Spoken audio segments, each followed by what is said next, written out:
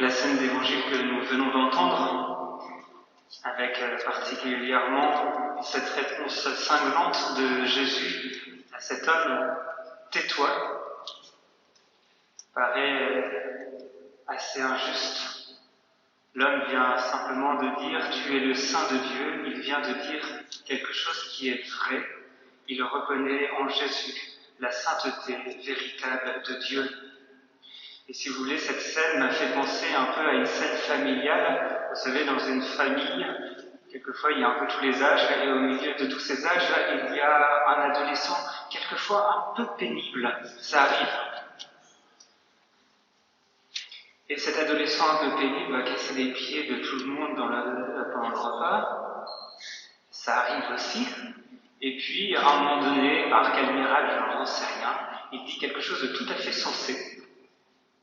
Et là, en fait, ses parents à bout le rabrouent et lui disent « Mais tais-toi » Alors là, soit on a une explosion de colère de la part de l'adolescent, « Ouais, c'est pas juste », il s'en va du repas, soit l'adolescent ravale ses larmes en se disant « C'est pas juste, de toute façon, il n'y a personne qui m'aime ». Il y en a qui ont vécu ça déjà. Cet homme qui crie dans la synagogue pourrait nous faire penser à cela, d'autant plus que cette réponse qu'il fait, tu es le Saint de Dieu, tu es la sainteté même de Dieu, eh bien cette réponse, on la retrouve dans un autre évangile, en Jean 6, verset 68, vous pourrez vérifier, je ne mens pas. Et cette fois-ci dans la bouche de Saint Pierre. Saint Pierre qui vient confesser sa foi, tu es le Saint de Dieu. Et Saint Pierre ne se fait pas remballer. Alors Jésus serait-il injuste comme nos parents ont pu l'être avec nous? Pour le savoir, il faut lire la parole de Dieu à la lumière de l'ensemble de la parole de Dieu. Vous savez, il ne faut jamais tirer un verset tout seul et en faire un absolu. La parole de Dieu se lit dans son ensemble. Alors regardons ce passage où Saint Pierre dit « Tu es le Saint de Dieu ». Le contexte est le suivant. Saint Jean, relate le grand discours sur le pain de vie que Jésus vient de donner à ses disciples. Et ce discours choque. Il choque à tel point que les foules s'en vont, les disciples eux-mêmes commencent à s'éloigner de Jésus. Et c'est alors que Jésus remet ses apôtres, les 12 apôtres, devant leur liberté. Il leur dit, est-ce que vous aussi, vous voulez partir? Et Pierre répond, Seigneur, à qui irions-nous? Tu as les paroles de la vie éternelle. Nous croyons et nous avons reconnu que tu es le Saint de Dieu. Pierre remet toute sa vie dans les mains du Seigneur, mais il ne le fait pas de façon contrainte, il le fait dans un élan d'amour libre. Dans notre évangile, si vous le lisez d'un peu plus près, vous voyez bien que la situation n'est pas la même. Cet homme se met à crier dans la synagogue comme si l'enseignement et même la présence de Jésus même le dérangeaient. Vous savez, ça serait un peu comme si vous m'arrêtiez en disant « Que nous veux-tu, Père Corentin ?»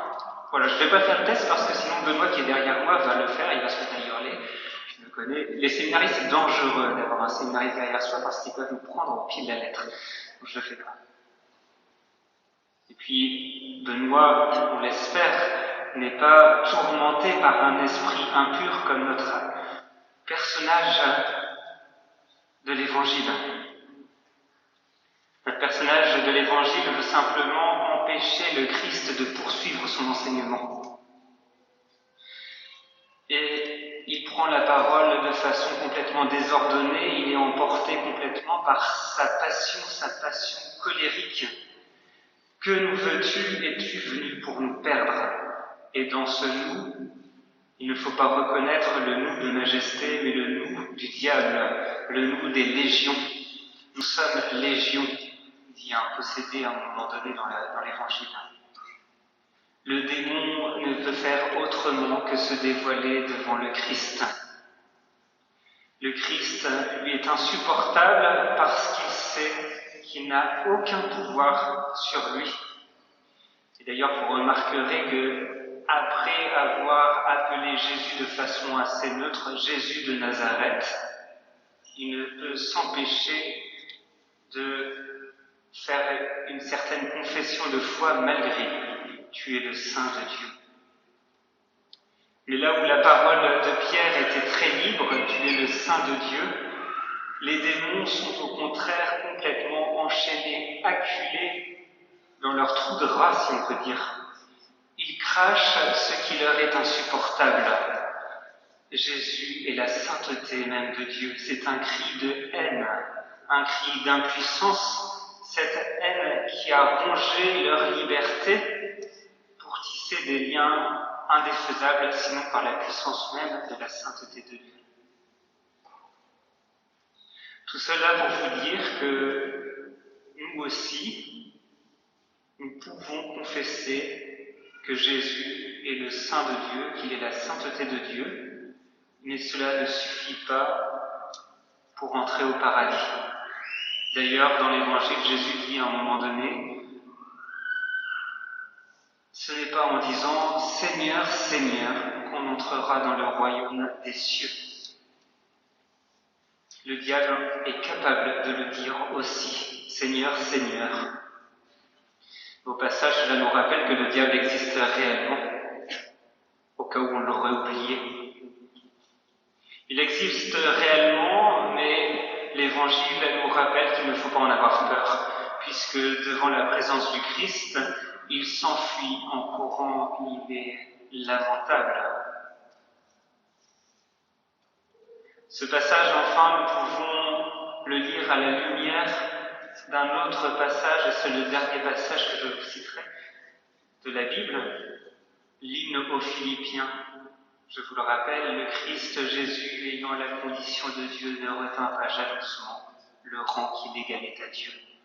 Mais il s'est anéanti, prenant la condition de serviteur, devenant semblable aux hommes. Reconnu homme à son aspect, il s'est abaissé, devenant obéissant jusqu'à la mort et la mort de la croix. C'est pourquoi Dieu l'a exalté et l'a doté du nom qui est au-dessus de tout nom, afin qu'au nom de Jésus, tout genou fléchisse, au ciel et aux enfers, afin que toute langue proclame Jésus-Christ est Seigneur, à la gloire de Dieu le Père. Vous voyez, c'est exactement cette comparaison entre Saint-Pierre et notre homme de la synagogue. Saint-Pierre proclame la seigneurie de Jésus, le diable aussi, sur terre et sur ciel, et aux enfers, pardon. On proclame la sainteté de Dieu, mais pas de la même manière. N'ayons pas peur à notre tour de dire ce nom qui sauve, le nom du Christ, Jésus, Dieu sauve, et prononçons-le non pas comme cet homme enchaîné par sa haine, mais comme Saint Pierre, dans un élan de profond amour et de respect, en fléchissant le genou devant la grandeur et la beauté de Dieu.